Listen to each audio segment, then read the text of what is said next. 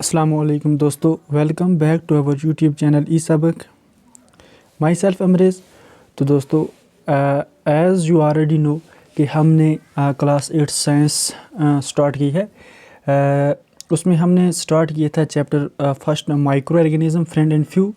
तो उसके already 3 lecture हमने डिस्कस किए हैं। तो आप पहले जाकर वो 3 लेक्चर देखें। उसके बाद आज हम स्टार्ट करेंगे लेक्चर फर्स्ट और उसका पार्ट 4। ठीक है,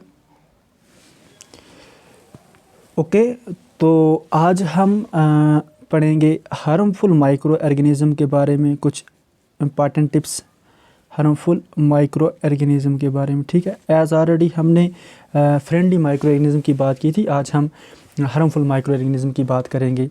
तो माइक्रो ऑर्गेनिज्म जो होते हैं वो हार्मफुल होते हैं। ठीक है, तो बहुत सारे वे पे ये हार्मफुल भी साबित हुए हैं। जैसा कि हम कुछ माइक्रो ऑर्गेनिज्म जो होते हैं उनके कारण डिजीज़ ह्यूमन बींग्स में पाई जाती हैं, प्लांट्स में, एनिमल्स में। ये डिजीज़ कॉजिंग माइक्रो ऑर्गेनिज्म जो होते हैं इनको पैथोजेंस भी बोला जाता है। ठीक है, such disease causing micro organism are called pathogens. ठीक है, माइक्रो ऑर्गेनिज्म्स के ज़रिए प्लांट्स में भी हमें देखने को मिलती हैं डिजीज़, एनिमल्स में भी और ह्यूमन बींग्स में भी। ठीक है, कैसे, तो ये हम डिस्कस करेंगे। जैसा कि मैं आपको एक एग्जांपल देता हूँ, कुछ माइक्रो ऑर्गेनिज्म जो होते हैं वो स्पॉयल करते हैं किसको, फूड को, हमारा जो फूड होता है उसको, क्लॉथिंग को और लीदर वगैरह सबको। ठीक है, ये किसके ज़रिए, माइक्रो ऑर्गेनिज्म के ही ज़रिए। ठीक है, तो पैथोजेंस जो होते हैं हमारी बॉडी के अंदर इंटर कैसे होते हैं ये हम पहले पढ़ेंगे। तो मैं आपको बताता हूँ कि पैथोजेंस जो होते हैं वो इंटर होते हैं हमारी बॉडी के अंदर through the air we breathe, the water we drink और द फूड वी ईट। ठीक है, इन सब चीज़ों के ज़रिए हमारी बॉडी के अंदर ये क्या करते हैं, इंटर होते हैं।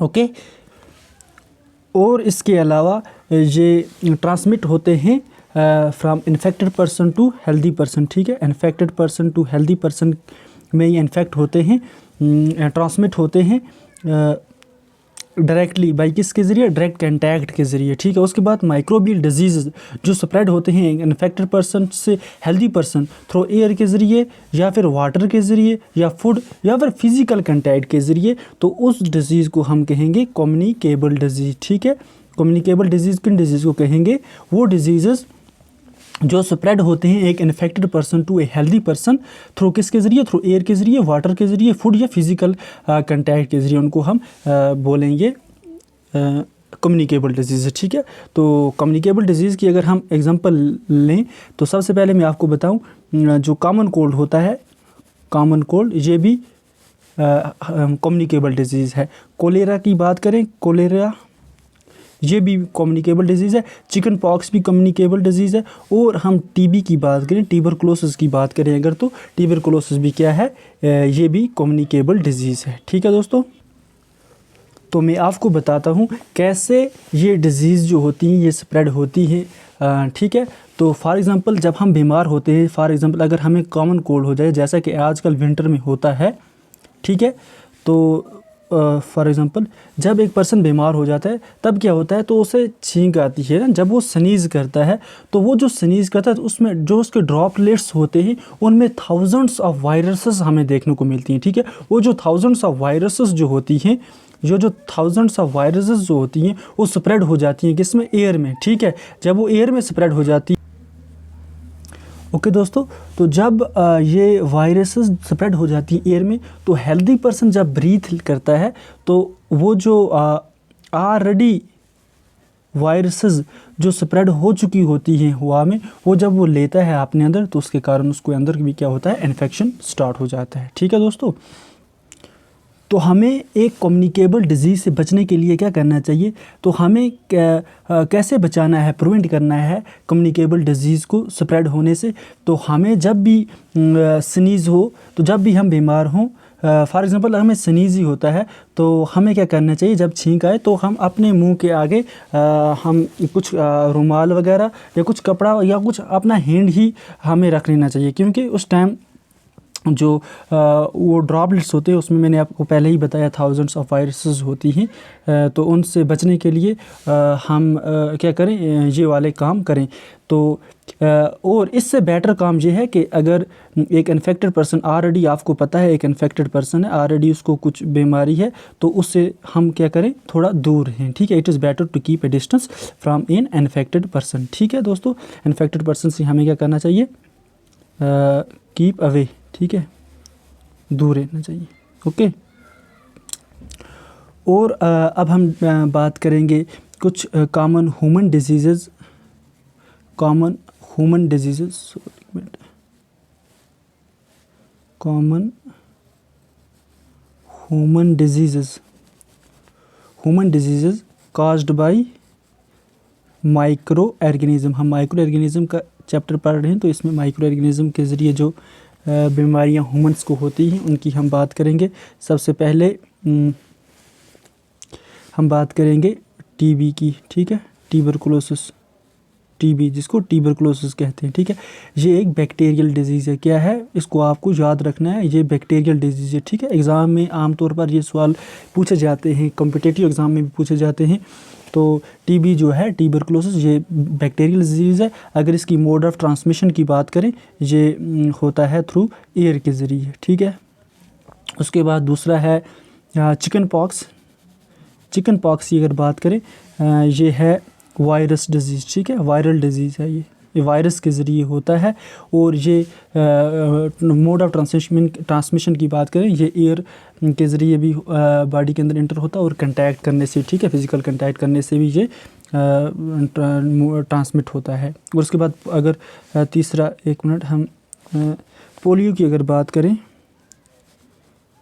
पोलियो भी वायरस के ज़रिए होता है, और ये एयर और वाटर के ज़रिए ट्रांसमिट होता है। उसके बाद हम टाइफाइड की अगर बात करें, टाइफाइड जो है ये बैक्टीरियल डिजीज़ है, ये ट्रांसमिट होता है थ्रू वाटर और फूड के ज़रिए। ठीक है, वाटर और फूड के ज़रिए। ठीक है, जब हम थोड़ा स्पॉइल फूड खाते हैं तो उसके ज़रिए ये जो होती है ये ट्रांसमिट हो जाता है। ठीक है, हेपेटाइटिस की बात करें, हेपेटाइटिस की अगर बात करें,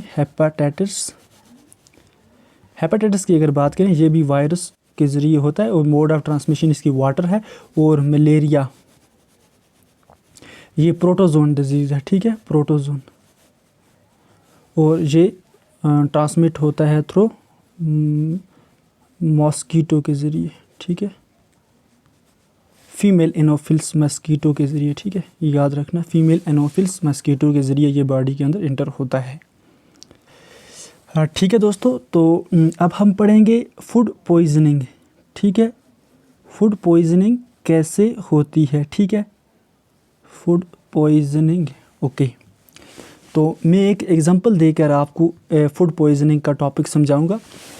तो ठीक है, आप एक मिनट, फॉर एग्ज़ाम्पल जब हम क्या करते हैं, हमें हम मिलकर फ्रेंड्स, ठीक है, फ्रेंड्स मिलकर एक पार्टी क्या करते हैं, अरेंज करते हैं। उसके बाद उस पार्टी में क्या होता है, तो कुछ हम खाना वाना खाते हैं, एज होता है ऐसे ही आप हम देखते हैं जब हम पार्टी में जाते हैं, उसके बाद हम वहाँ पे खाना खाते हैं। ठीक है, उसके बाद जब हम वापस आते हैं, किस टाइम ऐसा भी होता है कि तो घर पहुंचते ही हमें वोमिटिंग वगैरह शुरू हो जाती है, जैसा कि किसी टाइम हमें उल्टी आना शुरू हो जाती है। ठीक है, वोमिटिंग आना शुरू हो जाती है। ठीक है, तो हमारे जो पेरेंट्स होते हैं वो हमें क्या करते हैं, वो हमें हॉस्पिटल लेकर जाते हैं। ठीक है, हॉस्पिटल लेकर जाते हैं। तो वहाँ पे जब डॉक्टर हमारी कंडीशन को देखते हैं तो कहते हैं ये ड्यू टू फूड पॉइजनिंग की वजह से हुआ है। ठीक है, फूड पॉइजनिंग की वजह से इसको क्या हुआ है, वोमिटिंग हुआ है। ठीक है, ठीक, तो मेरे फ्रेंड्स जब ये बात सुनते हैं कि हम पार्टी में रात को हमने खाना वगैरह खाया था, तो उस खाने में पॉइज़न था, जिसकी वजह से हमारे दोस्त को क्या हुआ जी, ये वोमिटिंग हुई। तो वो हैरान हो जाते हैं कि ये कैसे हो सकता है कि फूड पॉइज़न हो गया था। तो फूड पॉइज़न जो होता है वो होता है due to the consumption of food spoiled by some micro organisms. ठीक है दोस्तों, माइक्रो ऑर्गेनिज्म जो होते हैं जो माइक्रो ऑर्गेनिज़म्स होते हैं वो इंटर हो जाते हैं हमारे किसके अंदर, फूड के अंदर, ठीक है, वो इंटर हो जाते हैं फूड के अंदर। समटाइम्स क्या होता है, समटाइम्स मैं आपको बोलूँ, होता है कि ये टॉक्सिक सब्सटेंसेस जो होते हैं वो ग्रो करते हैं, ठीक है। माइक्रो ऑर्गेनिज्म जो होते हैं, जो ग्रो होते हैं हमारे फूड में, वो क्या प्रोड्यूस करते हैं, टॉक्सिक सब्सटेंसेस, ठीक है। ये जो इसके ज़रिए जो फूड जो होता है वो पॉइजन हो जाता है, उसके कारण सीरियस इलनेस वगैरह, जैसा कि सीरियस इलनेस, और यहाँ तक कि कहते हैं, यहाँ तक कि इवन यहाँ तक कि डेथ होने के भी चांसेस होते हैं, ठीक है। किसके ज़रिए, अगर फूड पॉइजन्स हो, ठीक है। तो फूड पॉइजन्स को बचाने के लिए हमें क्या करना चाहिए, हमें चाहिए कि हम उसको, it is important that we preserve food to prevent it from being spoiled, ठीक है। स्पॉइल होने से हमें फूड को बचाना है, तब हमारा जो फूड है वो बच सकता है पॉइजन होने से, ठीक है दोस्तों। तो ठीक है दोस्तों, आज के लिए इतना ही काफ़ी है। कल हमें लास्ट, मुझे लगता है सिर्फ फिल इन ब्लैंक्स पढ़नी है, वो हम कल डिस्कस करेंगे। तो हमारा एक चैप्टर जो है वो ख़त्म हो गया, तो परसों हम नेक्स्ट चैप्टर उठाएंगे। अगर वीडियो आपको अच्छी लगे, आप इसको शेयर कर सकते हैं, चैनल को सब्सक्राइब कर सकते हैं और घंटी के बटन को दबाएं ताकि आने वाली सारी वीडियो आप तक आसानी के साथ पहुंच जाएं। थैंक यू दोस्तों, अल्लाह हाफिज़।